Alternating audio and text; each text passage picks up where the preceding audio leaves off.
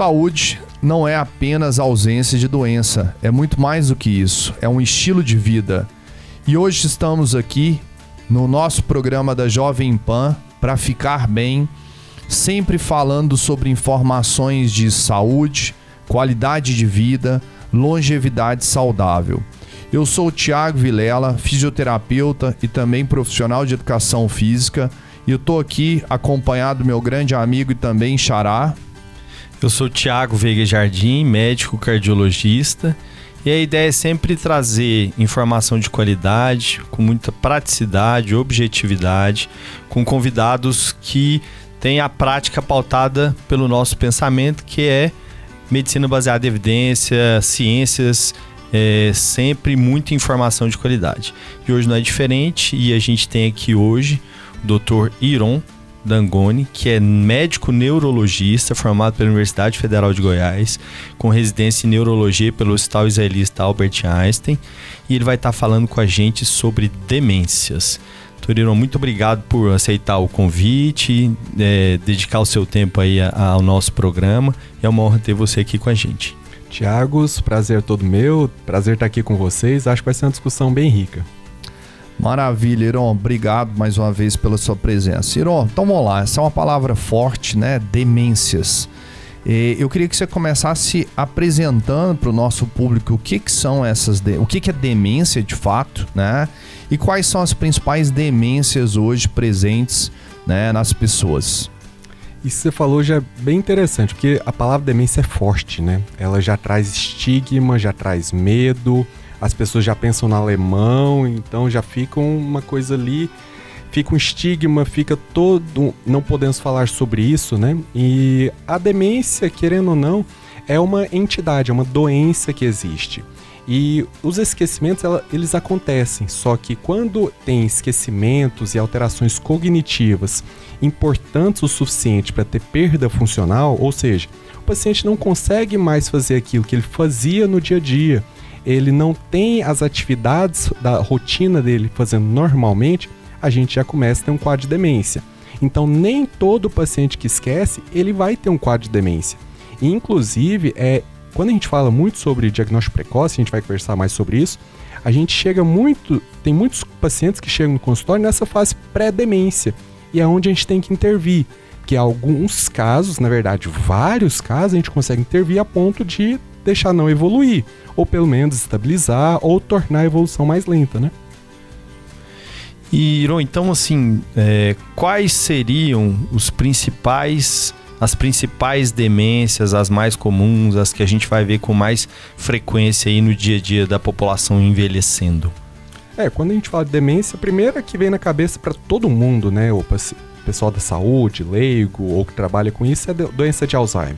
Ela é a principal, tanto em números quanto em estudos e conhecimento. Hoje, tanto no Brasil quanto no mundo, chega a 60% até 70% dos casos ser por doença de Alzheimer. Mas tem demência vascular, a gente vê pacientes que sofreram AVC, um derrame, e que também fazem quadros demenciais. Tem a doença por corpúsculos de Levy, que é um quadro diferente da doença de Alzheimer, mas que também responde ao tratamento que a gente usa na doença de Alzheimer. Existe a demência ou doença frontotemporal, que é o paciente que vai frontalizando. A gente brinca, né, que o senhorzinho começa a ficar diferente, né, muda o comportamento, ou mais apático, ou até mais sem vergonha, né? Começa a falar aquelas coisas que não falava, muda o comportamento, muda o jeitão no dia a dia. Fantástico, Iron. E a gente fala que aqui no programa, educação também é tratamento, né? E aí eu queria começar com os principais sinais e sintomas. Pontuando até para as pessoas, eu sinto isso, né? O meu pai tá com aquilo. O que as pessoas têm que se alertar aos principais sinais e sintomas que seriam clássicos dessas demências? Deixa eu só pegar um gancho aqui, aproveitando que o Thiago perguntou, né? E como que a gente faz, aproveitando que está falando sobre sinais e sintomas, para diferenciar esse esquecimento normal, né, do paciente que está realmente começando a ter sinais de demência? Isso aí é excelente, é uma dúvida geral, né? Às vezes a gente até tem esquecimentos no dia a dia, né? No dia a dia, na rotina, estresse, também causa esquecimentos. Então, assim, vamos focar especificamente em esquecimentos, né, até pelo assunto. Quando a gente tem alguns esquecimentos de, poxa, deixei uma coisa rápida e já não lembro onde está, e isso é algo pontual, não é algo que está agravando, isso é normal do envelhecimento, né? A gente tem esquecimentos, mesmo pessoas mais jovens. E até é muito habitual falar que a gente está na correria, tem muito estresse, e são coisas que levam a esquecimentos, porque a gente precisa de atenção para uma boa memória. E quando a gente tem um problema atencional, um problema de memória, vai aumentando, vai agravando esses esquecimentos. Beleza, então o envelhecimento normal já vem junto de esquecer algumas palavras, de esquecer às vezes o nome de um netinho, de um conhecido. Isso pode acontecer. Quando a gente começa a ver que esses esquecimentos estão ficando mais frequentes e diferente do que é o habitual, a gente começa a ter um sinal de alarme. E tem alguns esquecimentos que são mais típicos. Por exemplo, esquece onde guardou um objeto e não se lembra. Não é aquela coisa de você se esforça para lembrar e fala assim, poxa, tá na segunda gaveta do armário lá do quarto. Você não se lembra, você acha por acaso o objeto. Você começa a deixar a comida queimar, porque tá fazendo a comida e de repente foi fazer outra coisa e esqueceu. E isso não foi algo pontual. Começa a se perder, tá saindo próximo de casa, e aí já adentrando, né, na pergunta do Thiago, né, sobre sinais e sintomas, você sai de casa e começa a se perder em locais previamente conhecidos. Que às vezes o paciente até fala, poxa doutor, meu pai se perdeu, mas era um lugar que não era habitual para ele. Então esse se perder, essa desorientação, a gente não valoriza tanto. Mas aquele lugar que já é habitual, já é conhecido, que não era esperado que ele errasse, já começa a preocupar. Outra questão, eu gosto muito de pensar no dia a dia, né? A gente cozinha, a gente faz compras, a gente lida com dinheiro. Então, tá fazendo compras, tá esquecendo itens que teria que comprar, também é uma coisa a se atentar. Tá lidando com dinheiro, tá esquecendo a senha do cartão de forma mais frequente, tá errando o troco a ponto de ser uma coisa estranha de uma pessoa muito organizada, muito metódica, já começa a ligar o sinal de alerta. Porque isso pode acontecer com todos nós, mas quando foge do habitual, a gente começa a preocupar. E um detalhe que às vezes as pessoas não se atentam tanto, mas quando tem alguém na família com quadro demencial, eles notam muito fácil, é reconhecimento de rosto. O paciente, principalmente com doença de Alzheimer, ele começa a não reconhecer as pessoas, inicialmente pessoas mais distantes e até que chegam em pessoas mais próximas. E aí é ter jogo de cintura até para poder ajudar o próprio paciente, o próprio ente querido, né? Poxa, vai identificando, vai trazendo informações que vão ajudar a buscar aquela memória e reconhecer a pessoa. Porque não é simplesmente uma doença, mas traz os estigmas, traz o constrangimento, traz o sofrimento, porque o paciente nas fases iniciais, ele nota que está acontecendo aquilo. Ele nota que está esquecendo, que não reconheceu a pessoa e ele sofre também. Então é importante a gente ter um processo de empatia constante para ajudar a pessoa a lidar com essas dificuldades também, né? Acho que isso é fundamental, né? Porque no momento inicial é uma condição que gera um sofrimento muito grande para o indivíduo que está vivenciando aquilo. Depois para as pessoas que estão em volta, né? Então acho que tentar perceber isso precocemente, acho que é fundamental. Então a gente falou aí, né, de definição, alguns sinais e sintomas aí que você colocou, e a gente também sempre fala aqui, Iron, sobre prevenção, assim, quais seriam as medidas que a gente pode utilizar, pode instituir, quais seriam as principais estratégias de prevenção dessas doenças demenciais aí do indivíduo que vai envelhecendo. Hoje na medicina, né, de forma geral, na saúde, independente da medicina, a gente prega muito prevenção, né? Até mais barato, né? É melhor prevenir do que ter que tratar, né? E quando a gente pensa em prevenção para doença de Alzheimer, isso é uma coisa que a gente pode colocar em prática para todas as idades. Tem 2 pontos que eu acho muito legais. Um é cuidar da visão. Pessoa que está piorando a visão, principalmente o idoso, ele se locomove pior, aumenta risco de queda e até risco de alucinações. E paciente que cai mais, poxa, mais internações, pior a independência dele, né? Assim como a audição. A audição eu bato muito pesado nisso, porque não sei se vocês têm um parente, um conhecido que ouve mal, mas ouve mal. essa pessoa vai ficando mais isolada. E ela própria vai ficando sem paciência de falar assim, não tô ouvindo nada, não vou ficar aqui não, vou ficar na minha. Ou fica só sorrindo porque não tá conseguindo interagir com os outros, né? Então, corrigir a audição e corrigir a visão é algo essencial para a prevenção de evolução, de demência, né? E piora da memória. E tem um estudo finlandês que ele foi publicado em 2015, ele chama Fingers, de dedos. São 5 coisas que a gente consegue colocar em prática para prevenção de demência. Primeira coisa cardiologista sabe muito bem, fisioterapeuta, você vai concordar comigo, exercício físico, né? Exercício físico, todo profissional de saúde prega a importância. Só que como neurologista, acho que o meu argumento é o mais forte, porque exercício físico previne demência.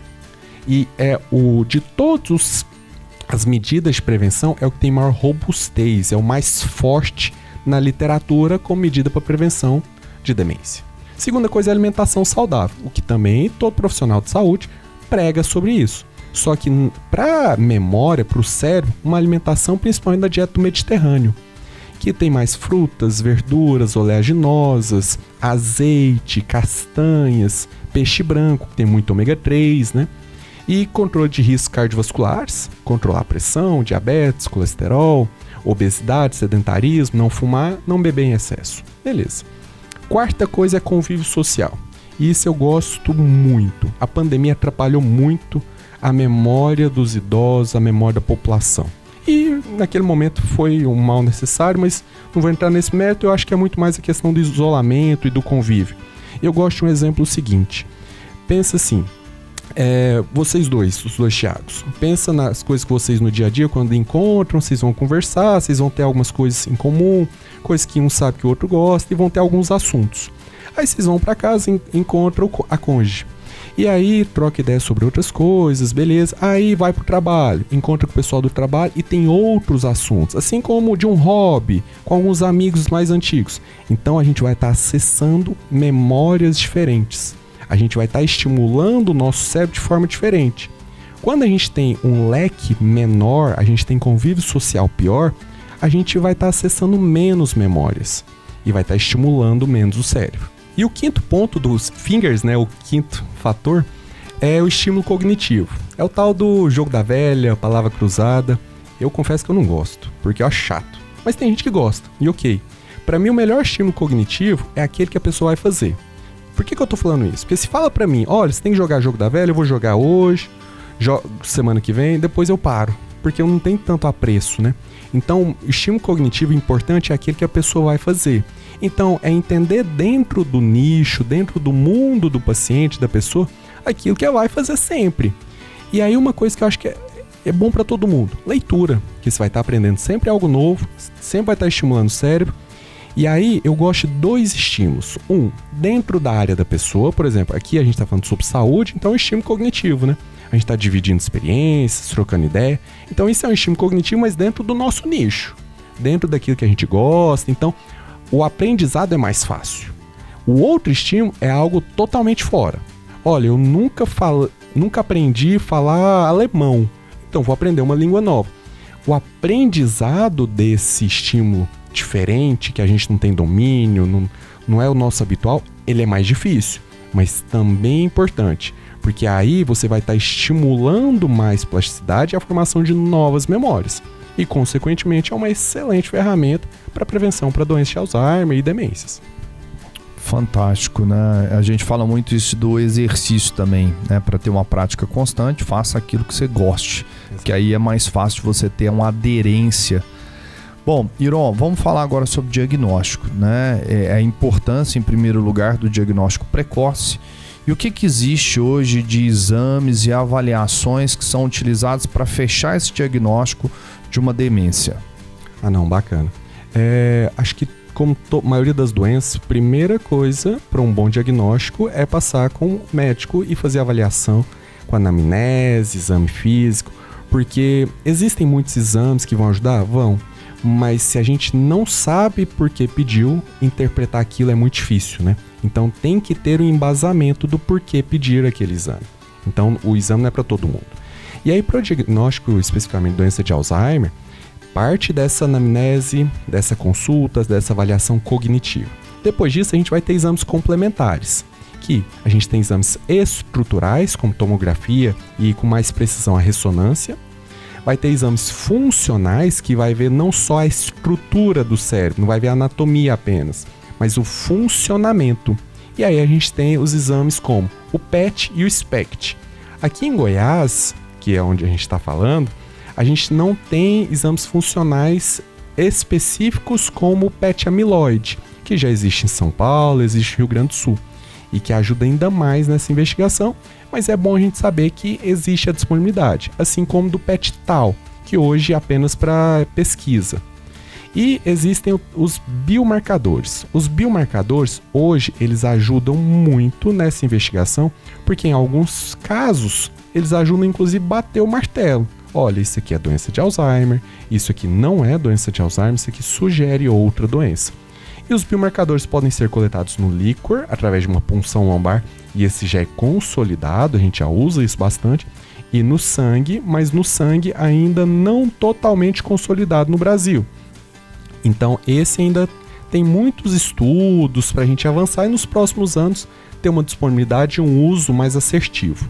Então a gente lança mão de várias ferramentas, inclusive teste neuropsicológico, a neuropsicóloga, que ajudam a gente nessa investigação e a gente vai formando o quebra-cabeça.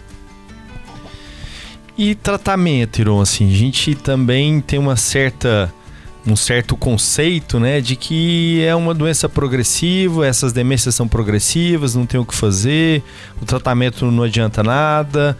Eu queria que você falasse um pouco sobre isso, assim, se faz sentido realmente investir em um tratamento, qual que seria a melhor forma de tratar esse paciente, é só tomar remédio, tem uma estratégia com outras intervenções que vão ser positivas. Eu queria que você falasse um pouquinho exatamente sobre tratamento desses pacientes. O tratamento é muito isso, né? Ele traz muitas expectativas e às vezes muitas frustrações, né?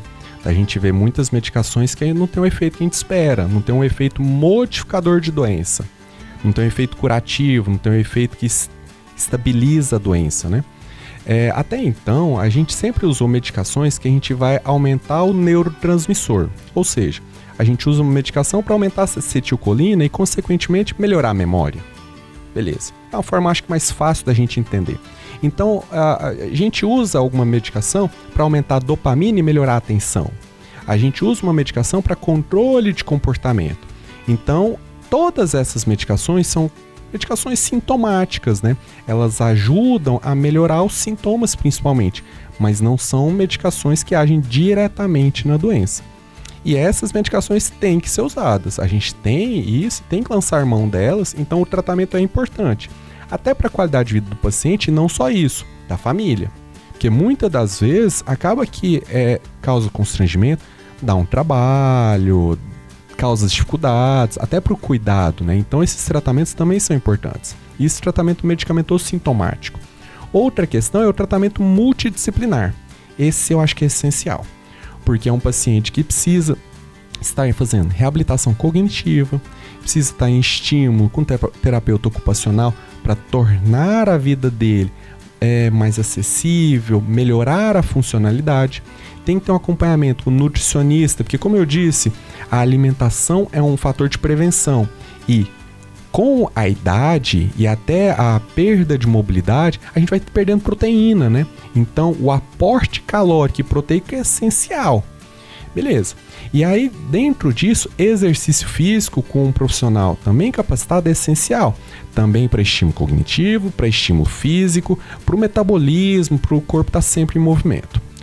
E o que a gente tem de novo e que foi recém-aprovado, agora pela Anvisa, que já tinha sido aprovado pela FDA nos Estados Unidos, são os anticorpos monoclonais. Atualmente no Brasil tem apenas uma medicação aprovada, que é o donanemab, que já havia sido aprovado tanto ele quanto outros como lecanemab, aducanumab nos Estados Unidos, mas que agora foi aprovado recentemente, semana retrasada. É complicado falar de datas, né, porque eu não sei quando você vai estar assistindo isso, mas foi aprovado agora em abril.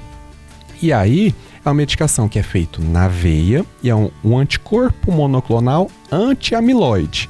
o amiloide ele está associado, pelo menos nos principais estudos que a gente tem, à patologia da doença de Alzheimer.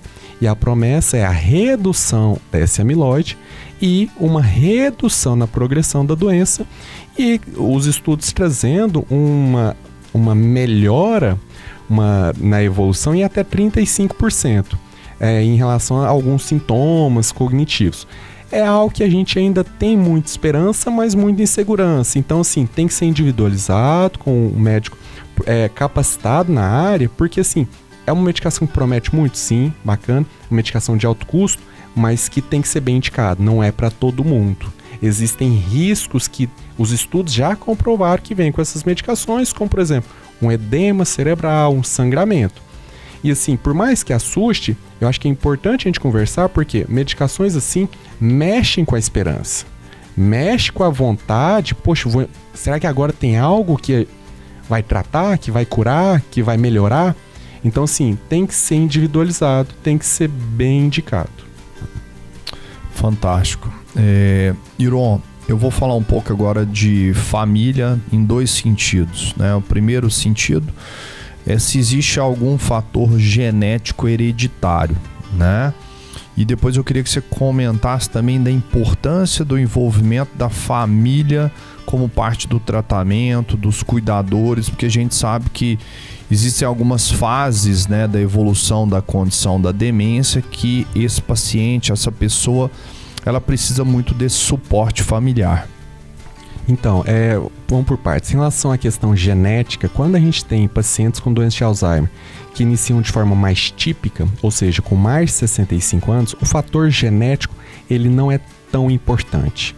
Mas quando começa com menos de 65 anos, a maioria são de casos genéticos. Então, quando a gente vê um paciente mais jovem tendo doença de Alzheimer comprovada, aí a gente tem que fazer uma busca mais ativa e investigar causas genéticas. Mas quando a gente pensa um paciente com mais de 65 anos, a gente começa a preocupar quando tem pelo menos 2 familiares de primeiro grau diagnosticados com a doença. Em relação ao envolvimento da família, até comento quando eu vejo um paciente que vem com muitos familiares. Eu falo assim, olha, isso aqui é muito importante, porque nem toda família vai ter o suporte. Nem toda família vai ter a disponibilidade de tempo, de dinheiro, de vontade. E isso acontece, não cabe a nós julgar isso, cabe a nós a lidar e tentar melhorar o máximo possível a qualidade de vida, tanto do paciente quanto da família. Então esse envolvimento ele vai acontecer em diferentes proporções, né? Mas uma coisa que eu vejo muito é como lidar com a informação na fase inicial. É um processo né? Ele vai sendo digerido, né? Então isso tem que ter um suporte, inclusive psicológico, para que todos entendam o que está acontecendo, para poder lidar da melhor forma possível e ir adiante, para não estagnar com aquela notícia, com aquela informação, para não deixar, na verdade, piorar com o diagnóstico. Outra questão é em fases moderadas, avançadas. Minha sensação é que quando vai ficando muito avançado, eu começo a tratar muito a família, né? Eu preciso dar qualidade de vida e tratar alguns sintomas, algumas alterações comportamentais, para que a família também tenha qualidade de vida. Um exemplo é, por exemplo, um paciente que tem uma doença de câncer, né? Uma doença neoplásica. São doenças mais rápidas em alguns casos. O sofrimento é importante, é forte, né? Mas acaba que ele é mais intenso, mais rápido. Dos quadros demenciais, eles são mais prolongados, né? Ele vai se deteriorando aos poucos. E aí, esse cuidado é importante porque a pessoa vai estando ali e vai se desgastando ao longo do tempo. Aquele ente querido vai perdendo algumas coisas ao longo do tempo. Então, esse cuidado, essa atenção, esse carinho com a família é muito importante. E minha sensação é muito isso, que no começo eu trato muito o paciente, mas em fases avançadas eu trato a família. Eu trato de quem cuida. Que muitas vezes não é só o familiar, mas o cuidador, né? Acho que o envolvimento familiar é fundamental, né, no cuidado aí com os indivíduos que estão com alguma doença, né? Então é importante que a gente sempre coloque a família no centro também das atenções, né? Tem essa preocupação de cuidar da família também, né? Acho que isso é fundamental. Ouro, eu queria que você falasse, aí já é uma coisa que eu acho que existem dados que são controversos, pelo menos quando a gente vai discutir esse assunto aí de uma forma menos... com menos embasamento científico, vamos dizer assim, que é sobre o papel do álcool nesse contexto de doenças demenciais, do Alzheimer. Qual que seria o papel dele, a importância dele, se tem uma quantidade que é segura, se não tem, como é que funciona a relação do álcool com essas doenças demenciais? Esse é um tema que dá pra gente ir longe, viu? Porque tanto de benefício quanto de malefício, né? Hoje a gente já tem comprovação da existência de uma doença pelo álcool, né? Eu digo não só do etilismo, mas neurologicamente de uma demência alcoólica. Tem pacientes que a gente comprova não existir doença de Alzheimer, comprova não existir outras causas e por uma demência alcoólica. E ela tem uma apresentação típica, né? De um paciente mais desatento, mais lentificado e com alteração do equilíbrio, né? Porque ele mexe muito com o cerebelo. Então, assim, ele tem uma ação negativa e tóxica direta do álcool, levando a perda de neurônios, né, e até quadros demenciais. Tem questão indireta, né, de outras demências, outras doenças neurodegenerativas que são prejudicadas e aceleram a evolução, ou pelo menos o início, por causa da ingesta de álcool em excesso.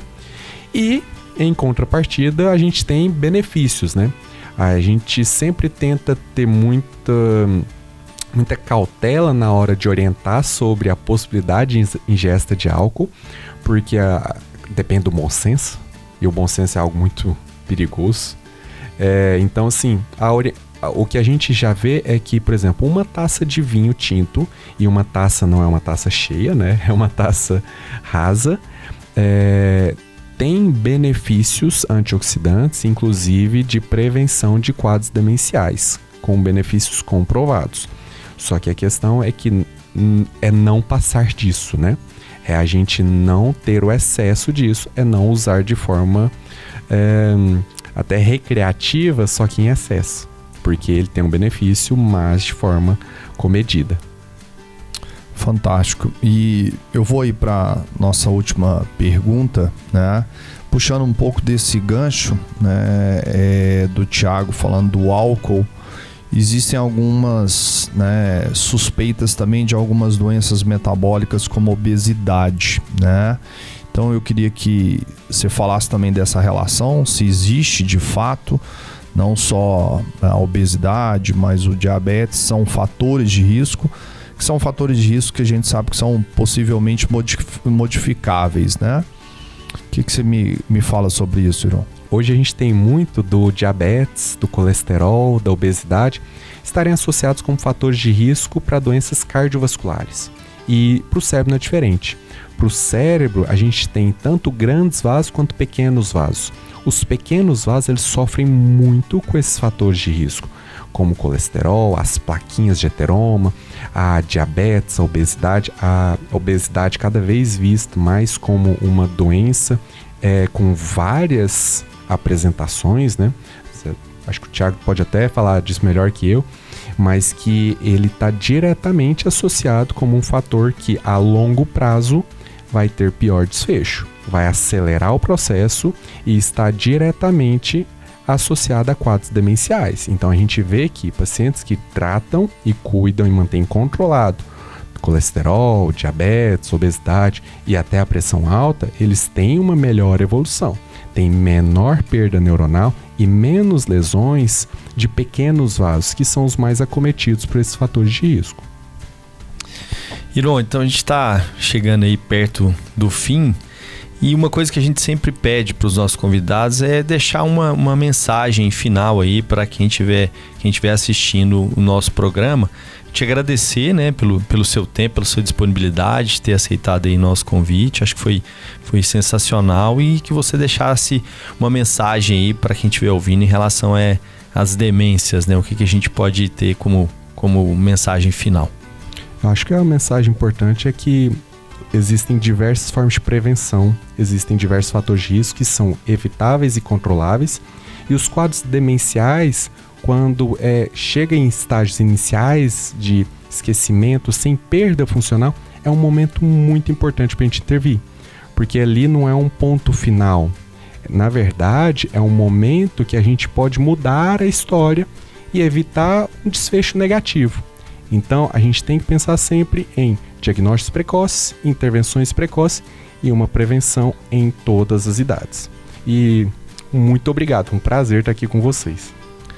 Fantástico, Iron. Acho que foi fantástico esse programa de hoje, né? Vai com certeza levar muita informação de qualidade para as pessoas poderem ter mais conhecimento a respeito, né, dessa condição que literalmente amedronta tanto as pessoas, né? E lembrando, todos os domingos às 18 horas no YouTube da Jovem Pan, e também várias informações são colocadas ao longo da semana no Instagram da Jovem Pan. E a gente gostaria que você sempre lembrasse de encaminhar esses vídeos, essas informações para parentes, amigos, colegas, que com certeza serão beneficiados com essas informações. Lembrando que o nosso grande objetivo, meu e do Tiago aqui, é que você, no fundo, fique bem.